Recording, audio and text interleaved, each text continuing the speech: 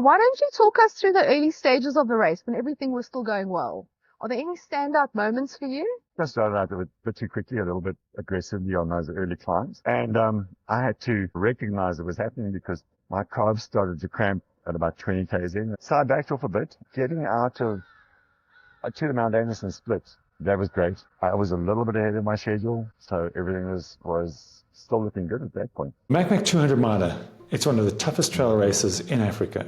200 miles, 15,000 meters of vertical gain, and a test of physical and mental resilience like no other. I'm Fred Richardson, head coach at Mindful Runner, and in this series we go inside the minds of those who take it on, from the first timers to the race winners and everyone in between. Hey everyone, welcome to another Mindful Runner podcast. I'm your host today, Debbie, and I'm interviewing Mindful Runner's head coach, Fred Richardson, today regarding his third attempt at the Macmac 200-mile ultra. And he got up to 165 kilometers this time. And this is not a story about DNF, but why don't we let him tell us, Fred, what was it like towing the line again this year? Yeah, I think, I started out really nervous this year. I feel like I got my conditioning about as right as I could get it. So I started nervous, but quietly confident that I could get through and do the job. But once again, the Macmac group got me. I ended up with, again, the same problem that stopped me the first time around, a problem in my hip. But the DNF doesn't really tell the story. It was still an incredible adventure out there. Yeah, it's really hard to put into words what it feels like. I'm being out there in the wild. It's cold sometimes hot. And you're moving through this stunning landscape all the time. But you're being challenged. Every step of the way, that route never lets up. You're either climbing steep stuff, you're descending steep stuff. It just never seems to relent. So I guess I've come away DNF, but I know what I need to work on. And I'm sort of 50-50 going back again. But we'll see. Why don't you talk us through the early stages of the race when everything was still going well? Are there any standout moments for you? I think I started out a bit too quickly, a little bit aggressively on those early climbs. And I had to recognize it was happening because my calves started to cramp at about 20 k's in, and it was a case of, okay, I'm going to aggressively on these climbs. So I backed off a bit, getting out of to the Mount Anderson split. That was great. I was a little bit ahead of my schedule, so everything was still looking good at that point. At no point, actually, until my hip went, did I feel like I was losing control of the race. Like, my pace was okay. I was happy with where I was going. There were so many micro moments. Coming to Macmac Pools where I'd failed before and laying down crying. Getting to Macmac Hut just after sunrise. These are all like little micro goals that just stood out. Like getting to Mount Sheba. All of those things they're prominent in my memory. And I never felt out of control through that entire run. Yeah. How far was that? Until I felt out of control. Probably I started to notice my hip at about 110 k's, a little bit after Mount Sheba. That's when I started to notice it, started to nag me. But it didn't feel bad. And it is like it. It cramps you up slowly until eventually my whole right side was completely cramped and I'm walking completely skewed. And within the last hour approaching Mount Sheba, that's when the nerve pain started in the groin. And that's when I know it's done. I can't really race at any significant pace then. I'd already taken 2 Gen pain to sort out that nerve pain, and it lasts for about an hour. But I know that what's happening is there's potential lasting damage happening in the hip, and just masking it with a pain reliever is just not sensible, because the signal is something's going badly wrong. And so I'd rather stop. So just before I got down to Mount Sheba, I was a kilometer away. I just sat down on a rock and kind of resigned myself to the fact that it was done. But you'd also taken 2 falls by then. Quite bad ones, if I remember correctly. Yeah, so obviously that's the right side was lagging a bit because both times it was tripping on that leg. And the first one was at about 60 k's, 80 k's, just before Macmac Hut. I tripped quite badly. Ended up with a major contusion on this rib. I thought it was broken. Turns out it's not broken. It's just badly swollen. I smacked my jaw on the road, cut my nose, and then again just before calling it quits above Mount Sheila. I slipped, spun around to try and stop myself, and I just whacked the rock on the other side of my jaw, which balanced that out quite nicely. It was like fun. And then the decision to stop. And this is, I think, the moment that every single runner fears the most. What emotions led you to decide to stop? Was there clarity? Was it uncertainty? Relief? Yeah, look, it was inevitable. I think I know from previous experience that when I'm feeling that kind of pain in my hip, where it's nerve pain, my leg on the right side is not responding, I'm putting myself at risk. And more than that, it's extremely hard to walk even a kilometer at a walking pace. So I knew it was done. Obviously, you feel like you're letting people down, like you're disappointing people. But I think the way we approach our running, the way we try and teach people to run, we are out there for the adventure. And although the ideal outcome is to cross the finish line, we also understand that in reality, things will happen that will stop that. And as long as you're approaching every moment and enjoying every moment, when it's done, it's done. And this is one of those times when it was done. Good lesson in mindfulness.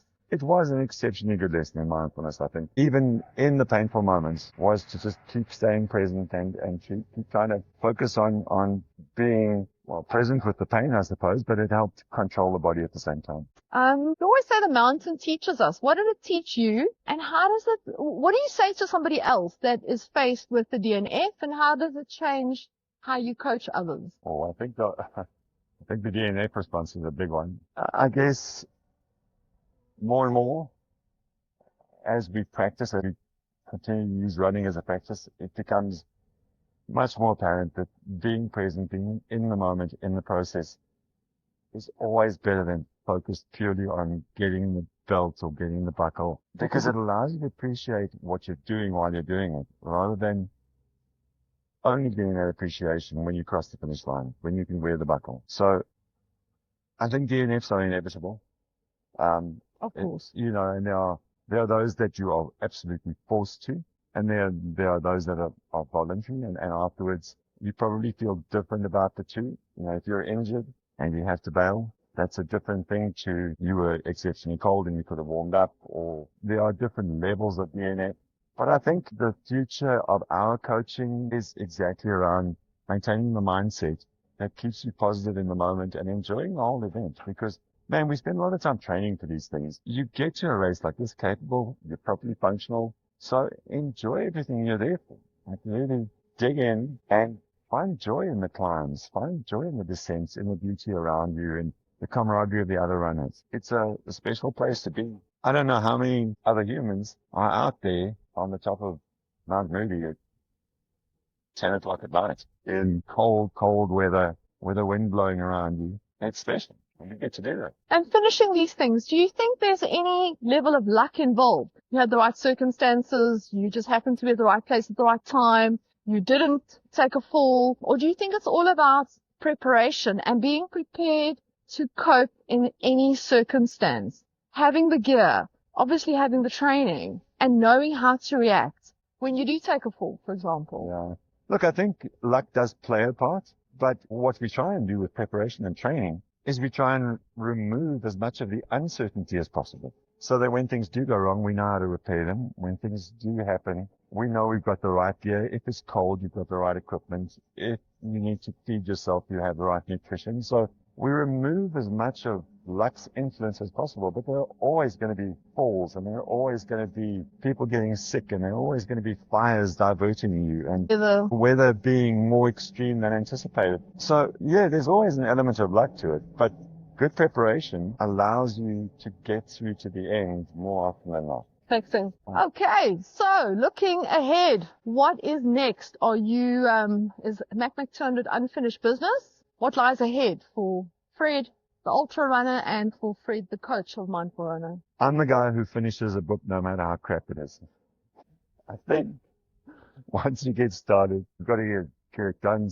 At this stage, MacMac 200 is still on, assuming you're still supporting me through that. But yeah, so my plan would be now to have a year to address the problem that stopped me twice. We have a much better idea of how to fix it now. I'm talking to the right people about getting it fixed. Previously, I just thought it was an accident. So the last time it happened, I just felt like, oh, that was an accident. It was just bad luck. It won't happen again. And clearly it wasn't bad luck. clearly it was a structural issue that needs to be repaired. So Okay. I've got to work on that.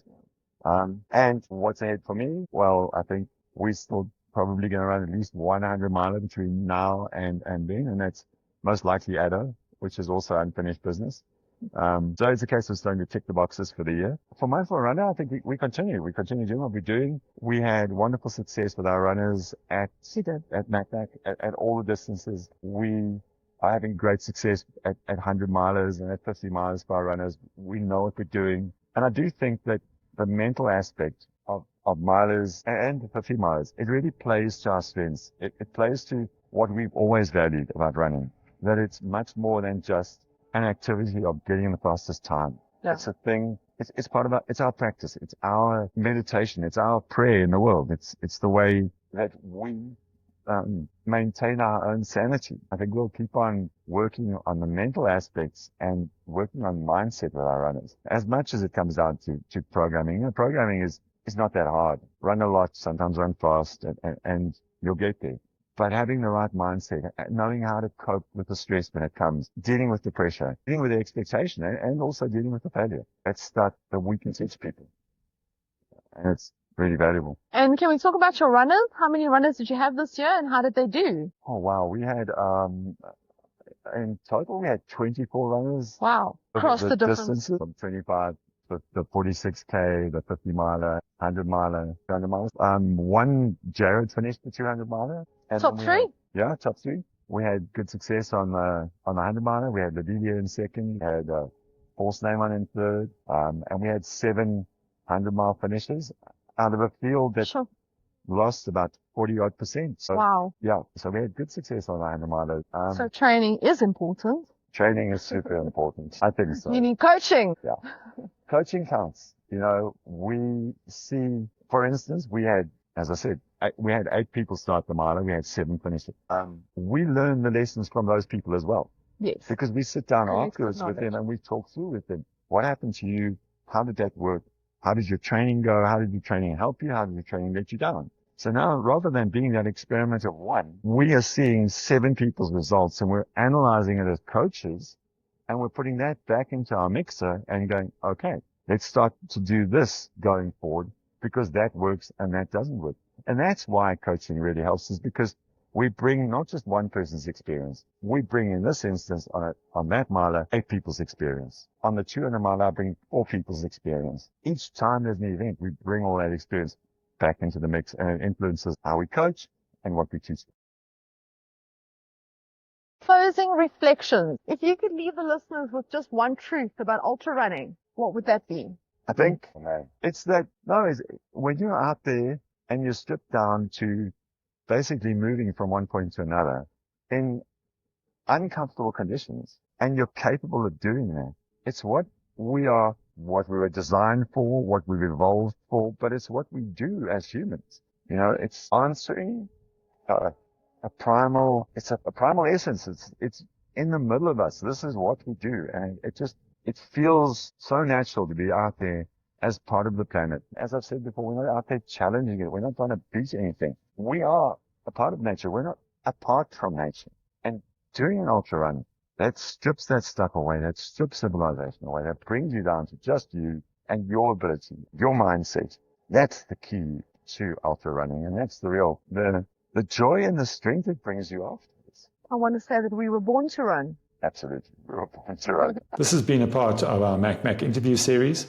For more stories, training strategies, and resources to prepare for your own ultra trail journey, head to mindfulrunner.co.za.